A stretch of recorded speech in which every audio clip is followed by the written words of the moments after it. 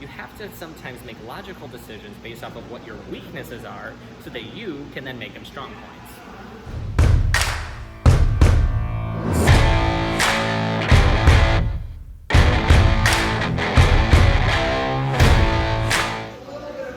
What's up, everybody? It is Coach Paul here from Rise Above here in Shorewood, and I am here to teach you about the main differences between the steel mace and the barbell. All right, you guys, so I want to talk about the barbell first because the barbell is going to be a lot more conventional. This is going to be something that you're going to see in a regular gym more often than the steel mace, but I want to talk about the benefits of the barbell so that you can understand why you might choose this over something like dumbbells or even the steel mace, which I'll be talking about a little bit later. The barbell, honestly, you guys, is really good tool for, when I think about and suggest the barbell for my clients, I always think about a lot of weight. The advantage of the barbell is that it is a loaded piece of equipment, meaning you can pretty much put an unlimited amount of weight on the bar and you can continuously see progress through increasing your load. That could be an extremely valuable tool to somebody to measure how strong they are if you're doing something like a 1 rep max repetition or something like that, like 1 rep max deadlift or along those lines. But as far as putting a ton of load on there, besides that, other awesome benefits of the barbell is that you get to work the whole body all at once. It is a full body type of workout.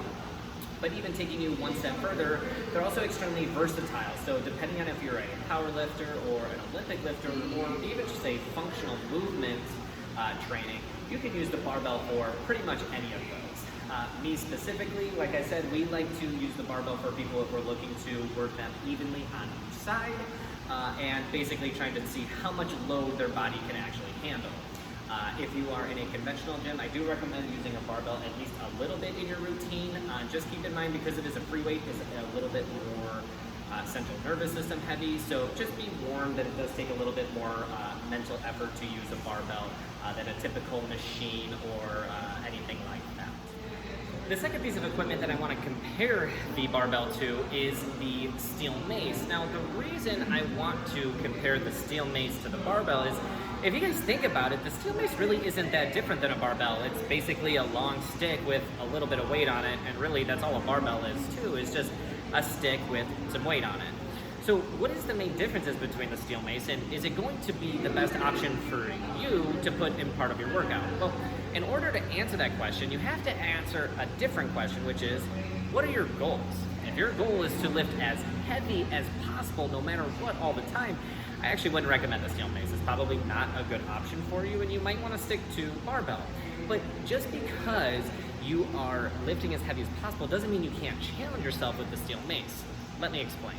Because of the steel mace's unique unilateral load, aka meaning there's only weight on one side of it, it starts to challenge your lateral lines.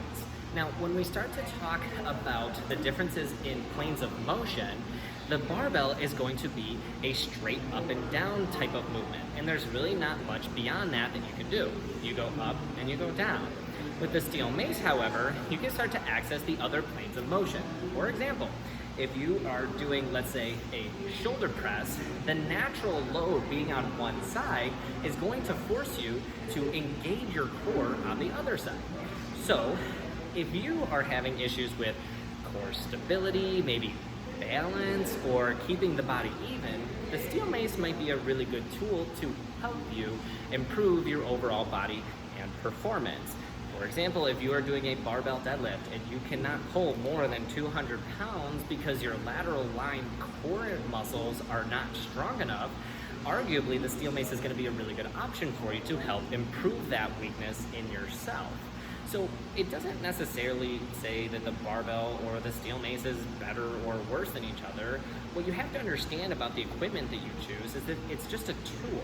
It's a tool to help you get to where you want to be, aka what are your goals? And if your goals line up with using the steel mace or using the barbell, then go ahead and use them. You have to sometimes make logical decisions based off of what your weaknesses are so that you can then make them strong points.